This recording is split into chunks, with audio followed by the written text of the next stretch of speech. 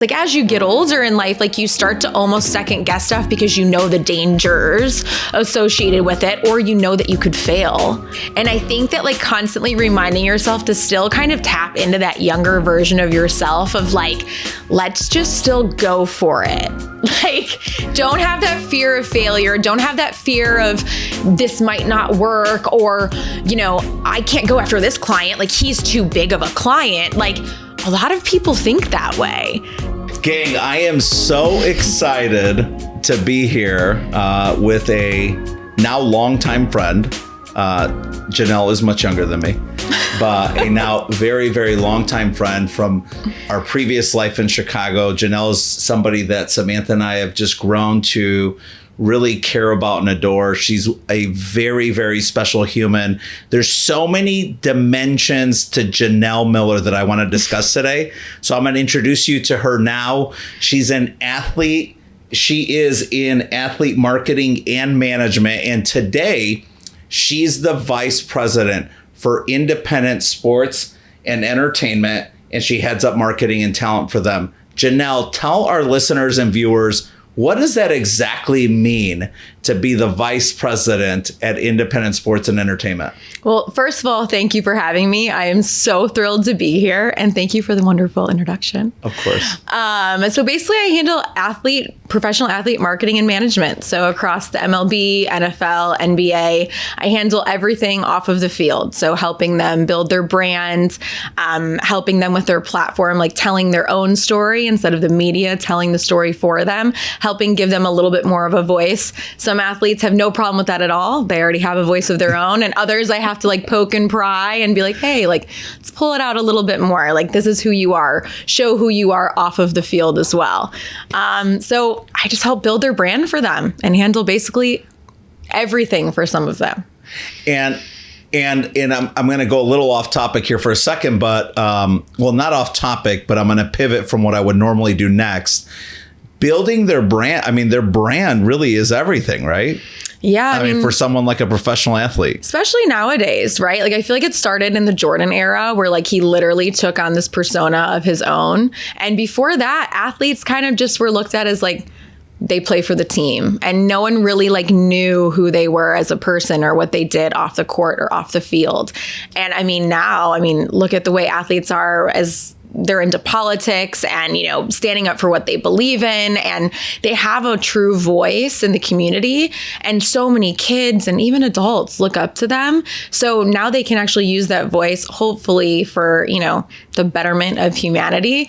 So I'm helping them with that, helping them with their foundations and charities, and then building their brand in a sense of connecting them with brands that are authentic and organic to them. So it's not just kind of throwing their face on a commercial or on TV. It's really like having them work with these brands as a true partnership. So I try to generate some revenue for them off of the field as well, and hopefully get like generational wealth that way. That's awesome. Congratulations on that. Thank you. I'd like to go back to what we would normally do, and I wanted to give credit to a new friend of mine, Lauren LaGrasso. She recently was generous enough to take a quick call with me. She is an expert of all experts in the podcast and communication field, and she recently suggested to me that I explain to our viewers and listeners why I ask the same 3 to 4 questions at the front end of introducing one of our guests. So Lauren LaGrasso, first of all, kudos to you. Kudos to you. Second of all, though, I decided in thinking about that, I decided to adjust the question. So I want to touch on a couple questions. I have 3 of them for you. And the purpose of these is to help our listeners and viewers get to meet you in a deeper version of who you are within the first 2 minutes. Okay? Perfect. So first question, growing up as a child here in the great state of Michigan, Detroit area, which you did. Yeah. Who was your favorite childhood superhero and why? Well, I don't know if he's really a superhero, but I thought he was Pavel Datsyuk of the Detroit Red Wings. I was obsessed. I thought he was a superhero. I have a cat. My cat is 15 years old. His name is Pavel Datsyuk. That was my superhero. I never really was into like, I know you love Batman, but I was never really into like comics or superheroes. I was huge into sports always. So hockey was my thing growing up. I will age myself, but in the 90s with the Red Wings, just like winning a bunch of Stanley Cups, Pavel Datsyuk was it for me. And I love that you said that. When Samantha and I were moving to the Detroit area in 2017, Samantha, God bless her, viewed a ton of houses, and she took me to a few of them, and 2 of them were owned by previous Red Wings, and that was like how they opened up, welcomed me into the home. Well, so that you know, this home was owned by so-and-so. They were like superstars around here. Like they were our superheroes. Like, unfortunately, the Lions were not great. The Tigers were good for a period of time. Yeah. But Pistons or the Red Wings were it in the 90s here in Michigan. So that was my superhero. Love it. Okay, second question. So when you're dealing with any type of difficult moment, adversity, maybe a little bit of sadness or being bummed out, right? Mm-hmm. There's wins, losses, and lessons in life. There's a recent loss. Who's the musician or what type of music do you turn to for that? Good question. I'm a fan of all different types of music. I think when I'm sad, sometimes I even like to get in my feelings more, and I'll turn to mellow, sad music. There's really not one musician though. I like country music. I like rap and hip hop. I like jazz, Kenny G. I like the Eagles. I like so many different genres. So I can't even answer that. There's not one thing. Sorry. Sometimes I want to get more sad. Sure. And cry. No, have a good cry. Or sometimes I want to put on some rap and turn it up all the way, windows down, and just drive. Depends on the day. I'm good with all that. I'm good with all that. So last question. Right now, the world's a funky place, right? It's kind of unpredictable in all aspects of it. Right now, who is someone that's the most inspiring to you, whether they're in business, politics, or sports? And why? Someone that's just inspiring. I might have to edit this part because I don't know. I have to think about this for a second. Honestly, the first thing that came to my mind was my mother. She's not in business, politics, or sports. She just retired, but she's so inspiring because she's always so positive, and she always tries to see the best in people, even when a lot of bad stuff is going on in the world. She'll pray for them, and she'll try to see the best in them. And that's extremely inspiring. There's not many people in this world like my mom. Truthfully. And I'm not just saying that because she's my mom. Love you, Mom. But it's the truth. I mean, she's an inspiration to me. And, I feel like you can look at people in sports or business or politics, but you don't really know them. I've learned that with working with the athletes. And that's why I try to bring their personality out more, because you see what they do on the field. And a lot of people do look up to them. But at the end of the day, how much do you really know these people that you're kind of looking up to? And with my mom, I know her inside and out. And I know that at her core, she's the best human being that I've ever met. So she's my inspiration. Easily one of the best responses recently. That's awesome. That's the truth. Full name shout out. Charisse Miller, my mom. I love you. Charisse Miller. Yes. I love it. Yes. Well, Charisse, you have an incredible daughter. Let's get into the career a little bit. Awesome. So I was so excited when Jill mentioned that you were willing to come on to have a conversation. There's so much going on in your personal life. Yeah. Getting married in less than 10 days and my boy Jonathan. Yeah. Welcoming your first son, Jackson. Congratulations. Thank you. Just such an incredible story. So beautiful to see it happen. Thank you. You are in one of the most cutthroat professions absolutely that I've ever been aware of or even close to now, right? In serving professional athletes. Mm-hmm. I'm so excited for you. I just keep seeing you from the outside looking in, stacking wins on top of wins on top of wins in what I believed, and I still think is somewhat true, is a pretty male-dominated boys club type environment. Yeah. True. Why marketing and sports entertainment? And maybe share a little bit about the path or the journey that navigated you there. Okay. Yeah, that's a good question. It kind of all intertwines, actually. So I just love sports. I grew up, like I told you, Pavel Datsuk, hero. And I just wanted to work in sports, and I didn't even know what that meant at the time. I went to Central Michigan University, and they happened to have a sports major. And I'm like, cool, sign me up. I played soccer there. I was like, awesome, sign me up. Don't know what this means, but sounds cool. And then slowly, like, we started getting into like marketing classes and business classes, and marketing really intrigued me because I also love psychology. So I actually double majored in psychology and sports, and marketing and psychology actually kind of like combines and like comes together. It's very overlapping. So I just got more interested in that. And I thought the only avenue of working in sports was working for a team. I didn't really know anything else. Like, I had seen like Jerry Maguire, but I didn't even know if that was like a real job. I saw Entourage. I thought that looked cool, but I didn't know like if that existed like in Michigan at the time. So I just applied for a bunch of different sports teams. My first thought was hockey. Like, I was obsessed with hockey. And I actually got an internship with the Chicago Blackhawks, which was like a huge rival with the Red Wings. And my dad was like, oh my gosh, like, you can't go work there. Like, as a joke kind of, but like also kind of serious.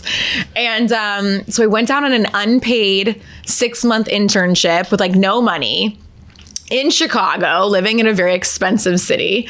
And it was unpaid at the time. Sports had a bunch of unpaid internships because they knew that everyone wanted to come work there. So they were just like, oh, we don't have to pay people. And it wasn't just the Blackhawks. It's just like the industry in general is very low paying in the beginning. Yeah. So I started there, and with a turn of events, ownership changed, and they brought on a president from the Chicago Cubs who was like hailed as this marketing genius. His name's John McDonough. He started like all the Cubs conventions that the MLB ended up following, where in the off season, they'd bring the players back to the city, and like all the fans would get to meet them and get autographs. That was kind of John's like marketing brainchild.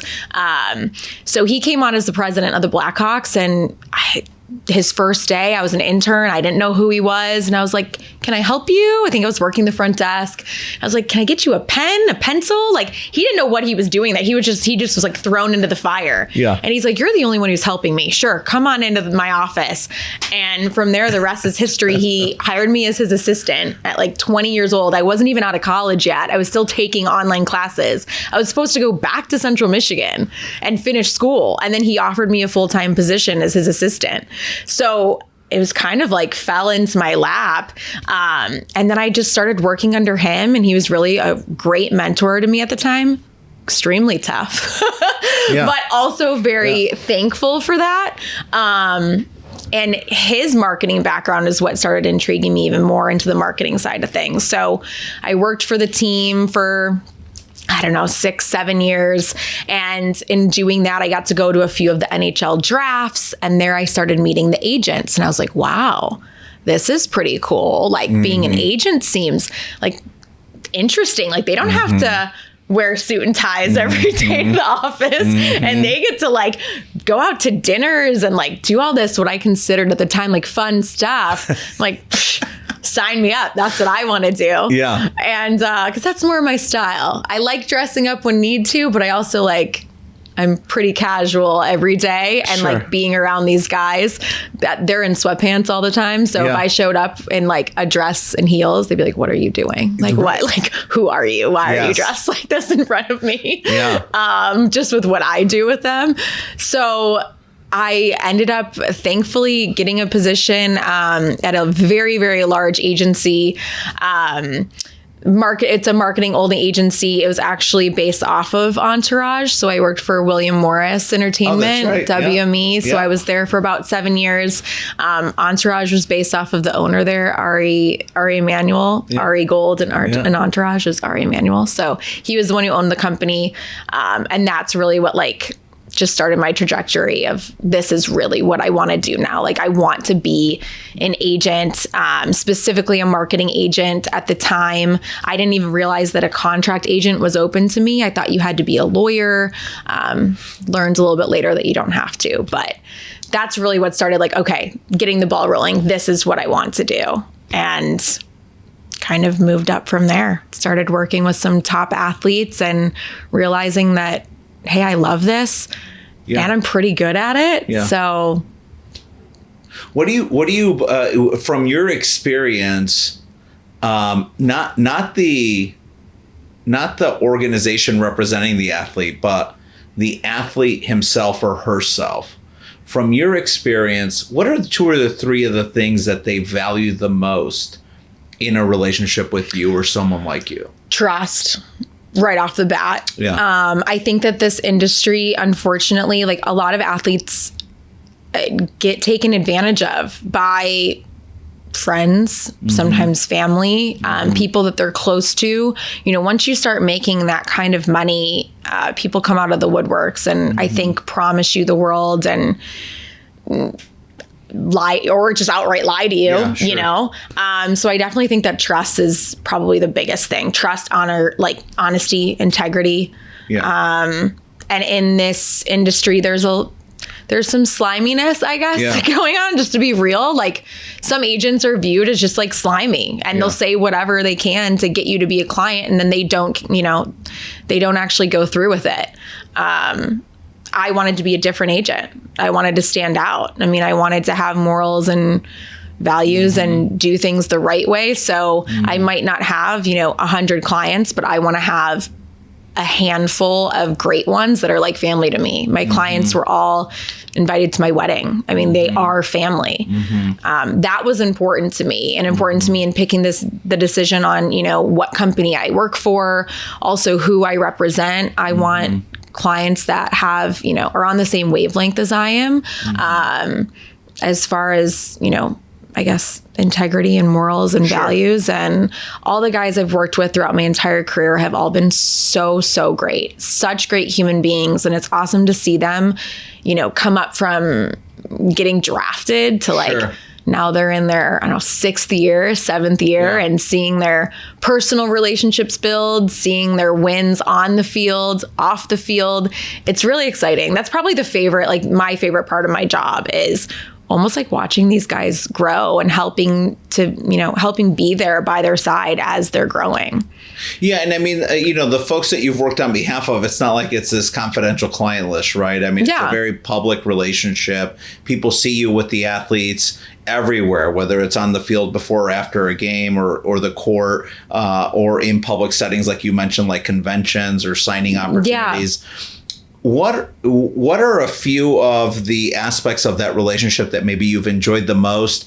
And are there 1 or 2 men or women who really kind of stand out where you're just like, you know what, this, I just was blown away at the human that this person is. And I know the list is long. Yeah. But I want to paint a picture for the people listening and watching, as to just the fact that it's almost like giving them an inside peek as to what it's really like to be friends and have a meaningful relationship with folks that people feel like are superheroes, right? And they're not, they're humans just like us. Yeah. Yeah. And that's the thing is like, they need someone they can trust. They need not only, a friend, a mentor, someone to help them grow their business, but they need to be able to trust that person that they're doing business with, same with their financial advisor, they need someone to trust.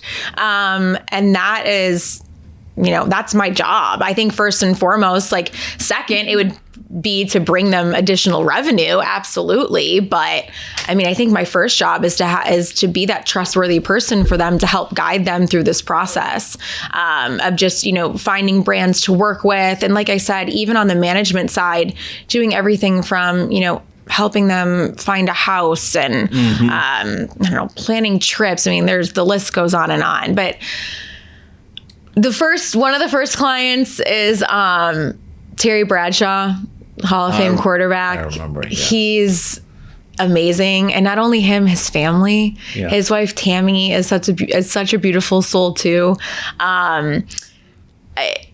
He became a grandfather to me. I feel like we were just so close, and I don't know why. There's not one thing I can pinpoint on why. It's just his generosity, his humbleness, his sense of humor. They're just real people. And, I don't know. He just became family to me. I don't know if that's a great answer with that. I think another one that comes to mind is Roquan Smith of the Chicago Bears. He has been one that has just continued to impress me. Bear down. I've been with him for about a year now. And again, not only him, his family, they give back to the community so much. Yeah. He is such a good guy. Good heart, good head on his shoulders. Like, honestly continues to just impress me just by his willingness to give back to not only his community, Chicago, kids. He's such a giving human being, and I'm so honored to be able to represent him. And then a third client would be JD Martinez of the Boston Red Sox. He and I have been together for about 10 years almost, and that's one where I've seen him really like grow through the years. He has such an amazing story. He basically got cut from the worst team in baseball and like focused on his swing. Like, he is one of the hardest working. I mean, all my guys I represent are obviously very hard workers, but JD is just laser focused, and he really works hard at perfecting his craft, watches video constantly, and I mean, he's been in the league for a long time. Yes, he has. He's still doing that. And just watching that focus and that dedication and that hard work and, the things that he gives up, during the season, in the off season, to really like hone in on his craft. It's an inspiration, honestly. It makes me want to work harder for him because he's working so hard. And then also watching him grow personally since we've known each other for so long. It's been fun and developing, a really good relationship with him. I took my son Jackson down to spring training, and JD got him a little JD Martinez jersey, and we call him Uncle Jay, and Jackson went to go see Uncle Jay, and like that's really cool stuff. Yeah, that's awesome. And as you were saying that, I was thinking about really for as early on as you are in your career, I mean, to your point earlier in the conversation, I mean, you've been in nothing but sports and entertainment, in the marketing, sports and entertainment business since you were in college, since you were in Chippewa. Today, I think you're the only female executive at Independent Sports and Entertainment. Is that right? We have two others as of now. Okay. Yep. There's a few. Yeah, now there is, which is super exciting. Yeah. Yeah. What do you think? What are a few of the cultural values or characteristics that attracted you to make that move? Because we were speaking consistently as you were considering the move, then you made the move, and then we were together after you made the move and spoke about it again. But share with our listeners and viewers, what were some of the things that attracted you to ISE? That's a great question, and one that I immediately know the answer to. The CEO of our baseball side, his name is Mark Pieper. I have known him in the industry for probably 15 years. I actually reached out to him, I believe it was via LinkedIn. Curtis Granderson, who used to be a Tiger. Oh yeah, totally. He and I were friends here, and Curtis was with Mark or I think he was working with Mark, or he knew Mark. I don't know. He passed on Mark's number. I was 20. This was a while ago. And Mark actually was one of the only people who answered my call about can I sit down for an informational coffee, right? Which I sent out probably, honestly, hundreds of these emails, texts, phone calls. I don't think anyone really got back to me. It's like cold calling, right? Yes. Yeah. Yes. It's been a hot topic in my conversations recently. No one got back to me. Yeah. Mark picked up the phone, and he actually went out to a coffee or lunch with me. And that's how we met. And then we've just stayed in touch over the years. And just for real benefit to either of us, it was just hey, let's just keep talking. We're both in the industry, and maybe we can help each other out. And we would grab lunch maybe once every few years. I mean, and he's just a really, really good guy. And then hearing in the industry, it's a very, very small industry. So you hear the way people move, you hear certain agents and certain agencies, maybe I personally would want to stay away from for one reason or another, maybe doing stuff not so above board, or Mark, every single human that like I talk to in the industry that knows him has had nothing but amazing things to say. And he has such a reputation of just everything is like when he promises something, he delivers. He really cares about his clients and he does everything above board. And Mark just has a great reputation. And then just from my, personal relationship with him over the past 15 years, Mark is the one that I'm like, okay, if Mark is running this company, I know it'll be ran, in my opinion, correctly, I guess. I know that's someone I would love to work for. And we just kind of started having these conversations, and they do a lot of recruiting. High school and baseball, it starts in high school. And he's on our baseball side. They don't do much professional recruiting. And that's all I did at WME was really recruiting these guys when they're already pros. Yeah. Some guys we got out of college, but a lot of these guys were already pros. So it kind of just seemed to have a fit of hey, this is a new position that we could, see you adding some value to, and started working it out that way. But I found myself at my former agency, which I loved, but it was huge. We worked with the best of the best clients. I mean, they have Tom Brady and Serena Williams and Matthew Stafford. And I loved it. But I also found myself kind of I felt like we were promising some things that we started not being able to deliver on. So I would be talking to these guys saying, you'll have this very hands-on, white glove boutique service almost, but I was finding myself getting pulled in different directions of hey, I really want to help this guy, but this bigger name needs the help. So now all it shifts over here. And I didn't love that because I felt like I wasn't being honest, with the clients that I was promising this stuff to. So working for a more boutique agency for me fit better at the time, because I could go out and recruit my own clients at this point and really deliver on what I was promising. And that was very important to me. Again, going back to the honesty and integrity and trust, I wanted to make sure I delivered on that.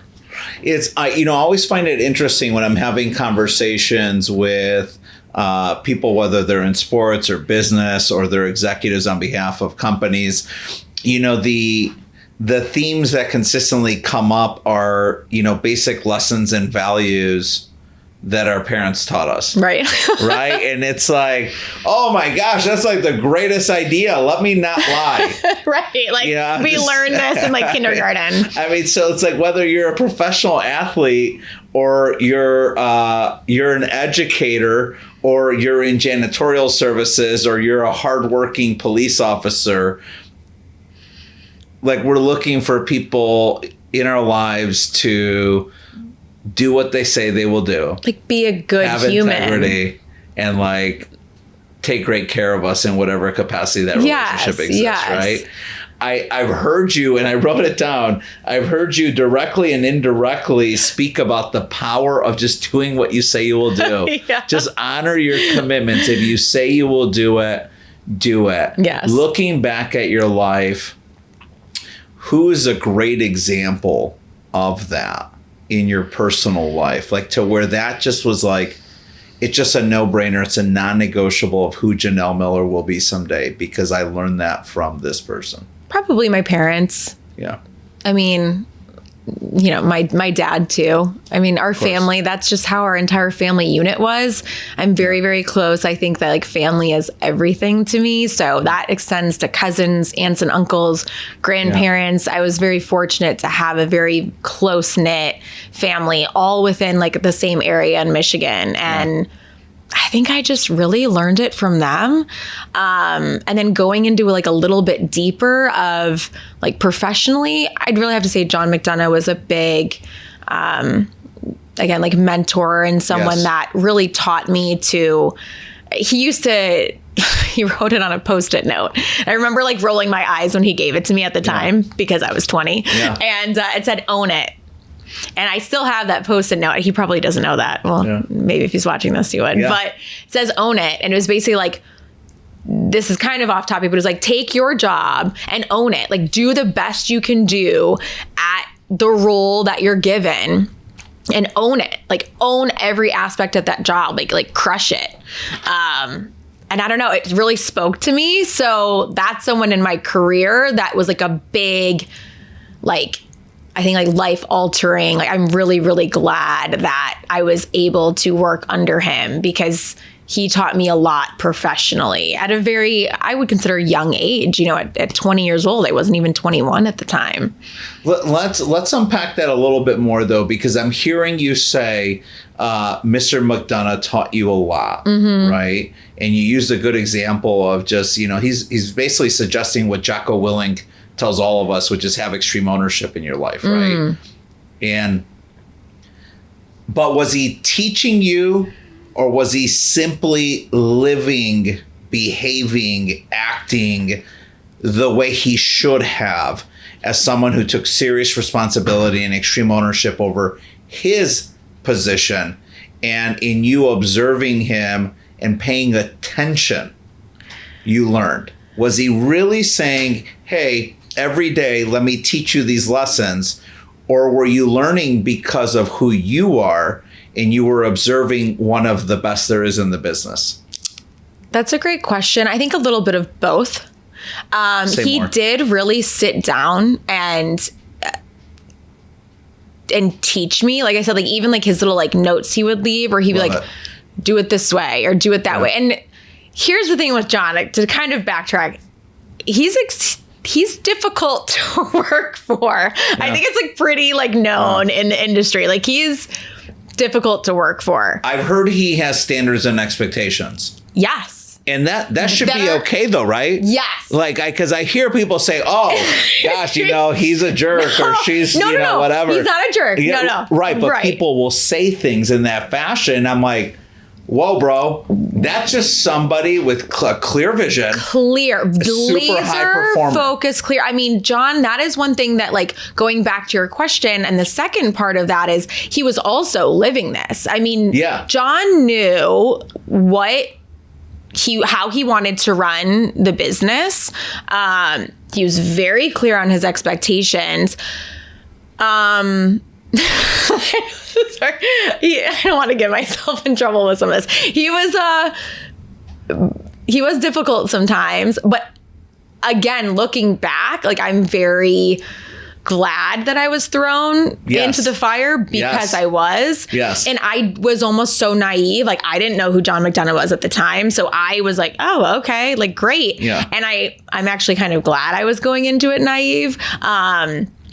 Because I had like no fear with working for him, or no fear. I think that's actually one of the things that has gotten me to where I am today, is just having no fear, just going for it. I think that sometimes, like, as you get older, like I think about like a skydiving example. Like when I was 16, I was like, let's go skydiving. It's like, you're so naive to like what could happen to you in life. Right. So it's like, let's sneak out of the house, or like, let's like, and then now looking back on it, I'm like, oh my God, that's so dangerous. Like, like, I don't know, like maybe you shouldn't do that. It's like, as you get older in life, like you start to almost second guess stuff because you know the dangers associated with it, or that you could fail. Right. And when you're so young, like you kind of don't even think about failure. You're just like, okay, let's just go for it. And I think that like constantly reminding yourself to still kind of tap into that younger version of yourself of like, let's just still go for it. Like, don't have that fear of failure. Don't have that fear of this might not work, or, I can't go after this client. Like, he's too big of a client. Like, a lot of people think that way. And it's just constantly tapping to that like inner self of like, okay, what would I have done at 20? Because I would have absolutely walked through that door and talked to whoever. I mean, I had dinner with Michael Jordan and talked to him for 4 hours. I sat next to President Obama and at a state dinner and next to him. Well, actually, I sat next to the now President Joe Biden. Whether or not, whatever side of the end of politics you're on, like that's still something that would intimidate a lot of people to sit next to, the president, have a 4-hour conversation with them. And that's just something that I'm like, okay, when I was younger, I had no fear doing this. So how am I going to act today? Well, and we've had this conversation a number of times on this show, with people like John Horford or Paul Davis or Benny Fowler or Israel Donajay, that we're all born with an opportunity to win. When we're young, everyone, we fall trying to stand up and learn how to walk 1 billion times as a baby, right? Jackson's going through it right now, your baby boy. And here we are as mom and dad. You could do it, buddy, 1 billion times. And we don't get exhausted of encouraging them. Right. Then they're 10 years old. They tell you they're going to be Batman or a middle linebacker for the Chicago Bears or the president of the United States. And we're like, you can do it, buddy or sweetie. Mm-hmm. And then you're 20. And then all of a sudden your parents are like, so what the hell are you going to do for the rest of your life?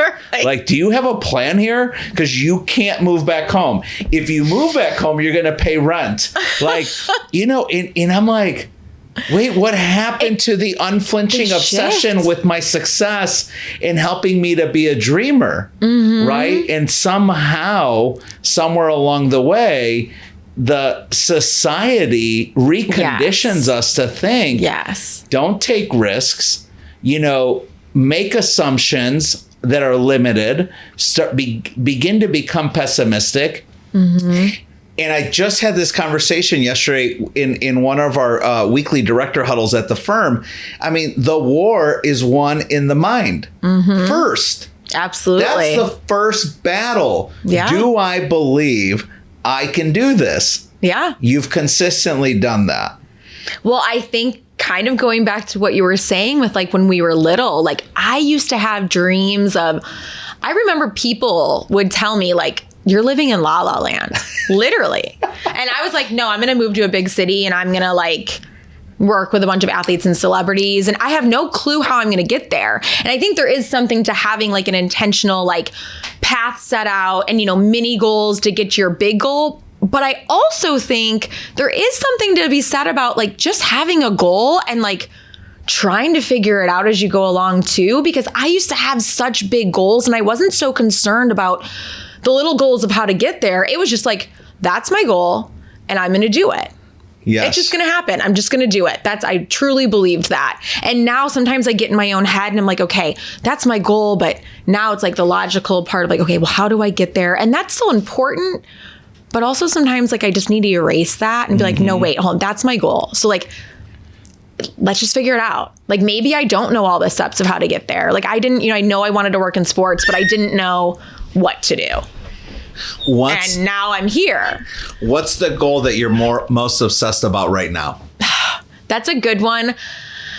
I want to be the best mom I can be while also being like a top, not only female in my field. Like I want to be one of the top in my field. Like I want to be going against all the big boys and be going up against the same clients and get some instead of my former boss getting some. Like that's the truth. Like you and I kind of teased about the new reality of not only just being a high performing female executive in the worlds of sports and marketing, but being a mother. Yeah. And, we're still in this like funky world of pandemic, no pandemic, now recession, no recession. Right. There's a lot of virtual reality still that we're leveraging Zoom or Teams to have conversations with significant people that we're doing business with. What are one or two of the things that you've observed or learned recently that you're like, really? This is still the case? Well, definitely after having my son Jackson, we try to have help at home. Like my mom helps.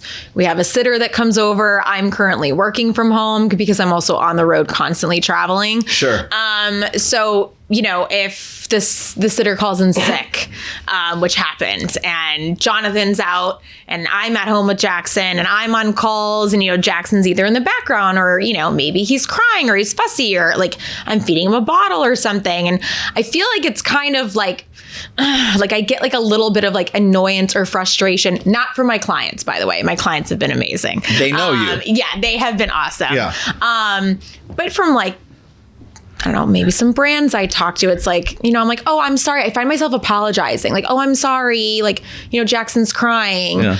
And I'm like, wait, why am I apologizing about this? Like, this is my life. Like, I'm actually a badass because I'm working with a child, a 9-month-old right now, and doing $1 million deal and doing 10 things on the side. So like, why am I apologizing about this? But like, if Jonathan's on the phone and Jackson's like crying and he's on the phone with his clients, a lot of people are like, aw, because like, he's like the dad. But it's like, but I'm on the phone and it's almost like people look at me like, ooh, how is she going to be able to manage this? Like, I feel like that's kind of what I get from some people. It's like now that she has a kid, like, is she still going to be able to be like, you know, this boss, like VP, like, well, yeah, like, yes, like, right. And it's like, Jonathan gets like, oh, like, that's so sweet. Like, you're not babysitting, you're watching your child. Like, you know, like, I mean, Jonathan doesn't feel that way, but these other people on the other end of the line, I'm like, how come I'm not getting that? Like, I'm almost getting like annoyance and frustration. So that's been a big thing that I'm like, what? Or like, how are you gonna juggle all of this? I hate getting that question because I'm like, I don't know, but I'm going to. Like, if you have an answer, like, please let me know. Like, it's almost like, are you going to be able to do this? It's like, well, yeah, I'm going to figure it out because I want to be an amazing mom and I want to be an amazing career woman. If that changes and I feel like working within the home or doing something else, then that changes. But at this stage in my life, this is what I want to do. So this is how it's going to go. And if I have to bring Jackson to games, he's coming to games. He's, you know, he'll be on the field. He'll be helping me recruit. Like, right. Why can't he be there too? It's a family business, right? Like, we're talking about, like, I'm so close with my client's family.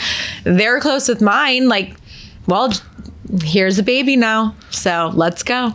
Yeah, I love that you said that. And it just reinforces, right, there's no surprise why you and Samantha have a special relationship. She and I always discuss, and I often fumble my vocabulary when we're speaking about Ava and Atlas's needs. As just a prime example, this morning, I said, oh, yeah, of course I'm going to help. She's like, you're the father. That's not a help. Yeah, like, I love Samantha. Why don't you be a dad? I'm like, great point. Let me rewind that VHS tape. Yeah, say it differently. Yeah. And say, I can't wait to spend time with them and be able to be there with them and take them, you know, X, Y, and Z. Yeah. So I love the fact that you said that. I also like the fact that you referenced that right now you're this really high-powered, high-profile executive in sports and marketing, but maybe someday you choose to pivot and work from within the home. Yeah. It's so cool that you use that language because I can't stand on behalf of my spouse and women like you who are dear friends of mine when people say, oh, you stay home. Oh, yeah. I mean, Samantha started teaching me that, like that, using that language, and I use it all the time because it is work. That's why I'm saying when I'm apologizing, when I'm on the phone, I'm like, I literally feel like after childbirth and now, you know, raising a 9-month-old, like I really do feel like Superwoman. Like you should. I feel like I'm more of, you know, badass boss bitch, sorry, than I was before. Because like, wait, I'm doing all of this traveling, I'm handling all of these things, and I'm still raising a child. Like, psh, that's real work. Agreed. So I was also thinking about, I mean, one, thank you for sharing that personal story because I think that's a great perspective and insight for other men or women who are the spouse considering being with the child on a more consistent basis to raise your family, to raise that child that deserves everything, right? That deserves to be a dreamer and encouraged, you know, unflinchingly by a parent or both parents.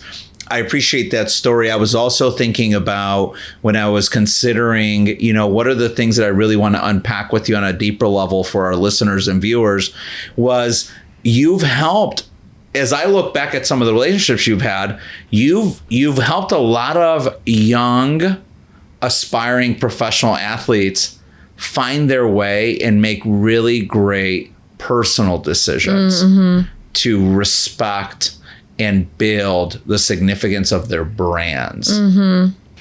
We have a lot of student athlete listeners. especially here, I think in the state of Michigan and in Chicago and general Midwest.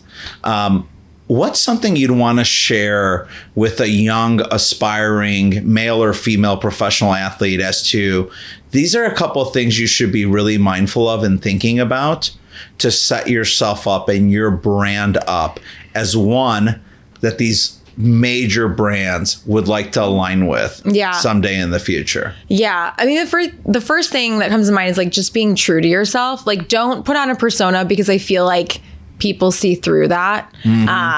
Just being real. Like, if your heart really does lie within like charity and your foundation work, then like, let me help you bring that out. But if you're not really there right now and you're more focused on like what you're going to do, like your rookie year on the field, like that's okay too. But it's like getting your personality out there a little bit more. Brands really look right now to align with people that, again, I keep using the words authentic and organic, and I hate buzzwords, but that's the truth. They want to align with players and athletes, even student athletes now, that have, you know, their own personality about them. They have to perform on the field, but they also want to see that they're a good person off of the field. So I think it's like showing your personality and like behind the scenes a little bit more. That always helps with brands. And then also your fans, it gives them like an inside look. I mean, why does everyone think reality TV is so popular, right? Like everyone loves seeing like who this person really is. So like showcase some of your off-field hobbies and, you know, maybe your family. You don't, and not everyone wants to. Like Matthew Stafford never had social media, but I still think that he was able to show his personality with some of the partnerships that he had, at least here in Detroit, you know, with Ford or Blue Cross Blue Shield or St. Joe's. Like he was still able to show, you know, who he was. So show your personality more. I'm smiling because I love his new AT&T commercial. I know. It's great. I know. So this phone that I have had for 12 years. Right. It's just which you can still love and appreciate. I love it. Yeah. That's so great. Yeah. So show your personality more. What would you, what's maybe a quick piece of advice that you'd give to somebody to give your own self 15 years ago when you were coming onto the scene, you're going through high school, getting into college, thinking about what you wanted to really devote your life and your professional career to?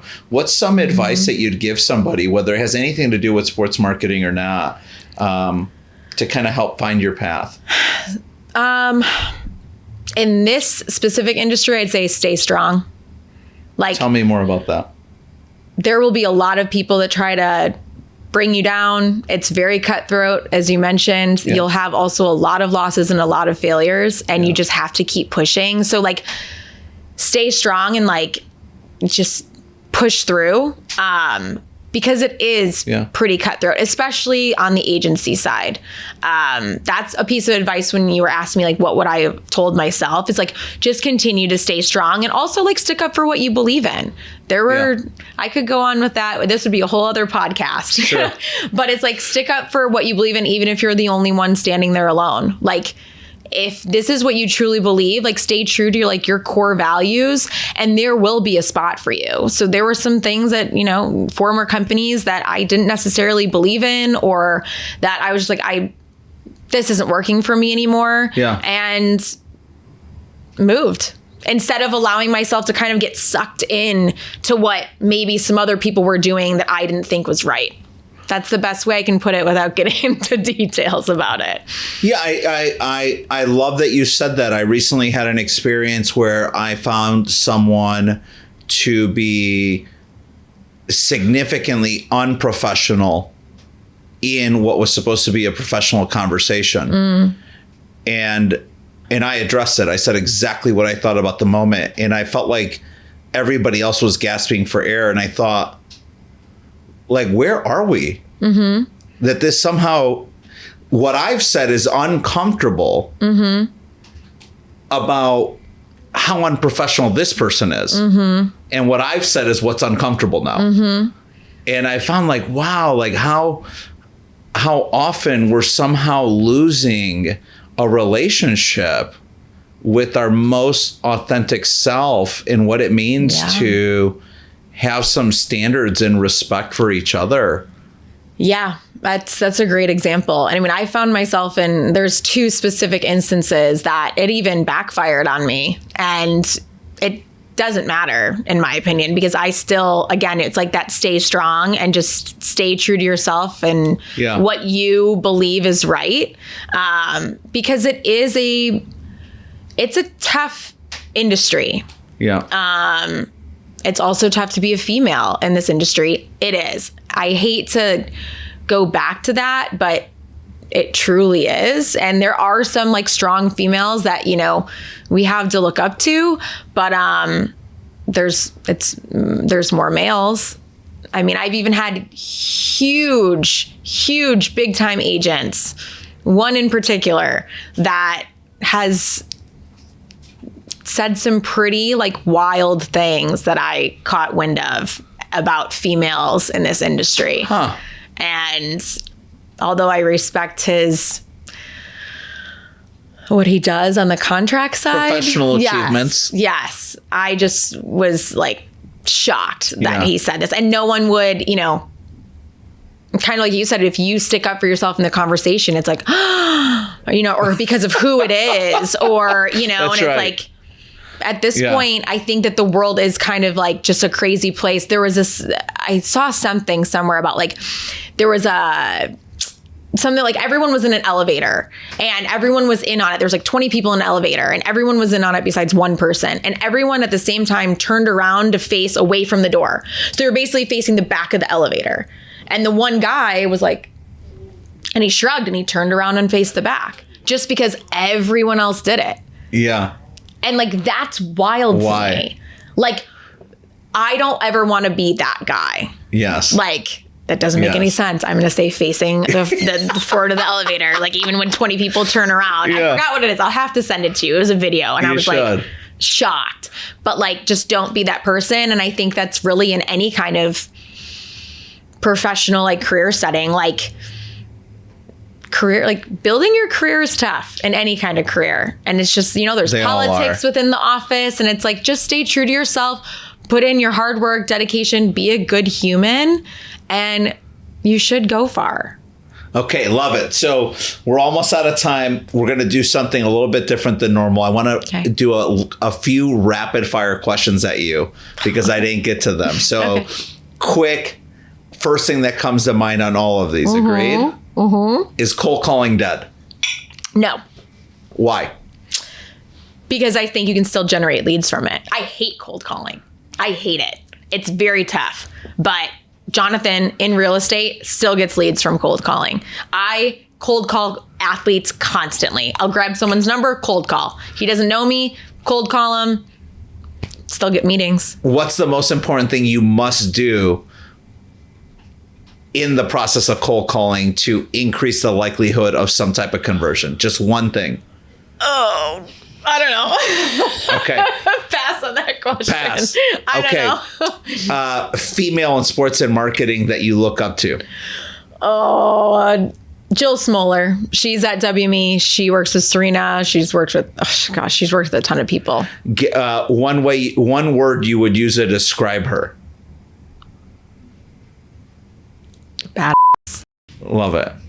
Most exciting brand you've worked with in the last 5 years that you were like, man, I just loved everything and everyone that I worked with at that brand. I don't know. Dunkin' Donuts. Really?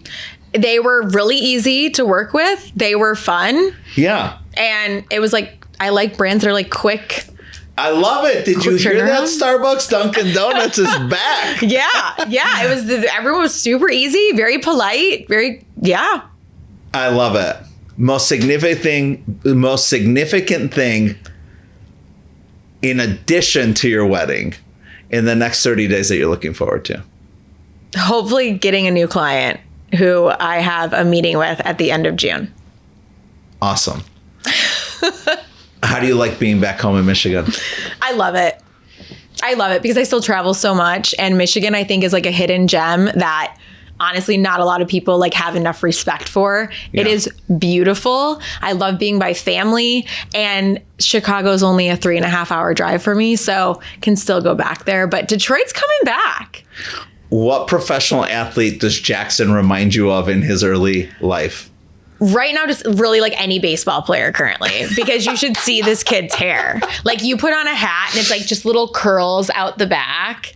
And yeah, so I don't know. Any kind of baseball player. He looks like a baseball player already. And he will be. Jaxie Rivera. Remember that name. Jaxie Rivera.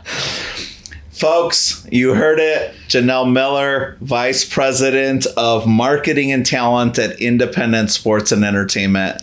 Janelle, it's an absolute blessing to have you here in the office today. So honored to be here. Yeah, I'm so excited. I'm so glad we did it. And we're so excited for you and Jonathan and Jackson with the wedding. Congratulations. And early congrats on that. Thank you. And really look forward to continuing to follow you and support you and be a tremendous advocate in your personal and professional life.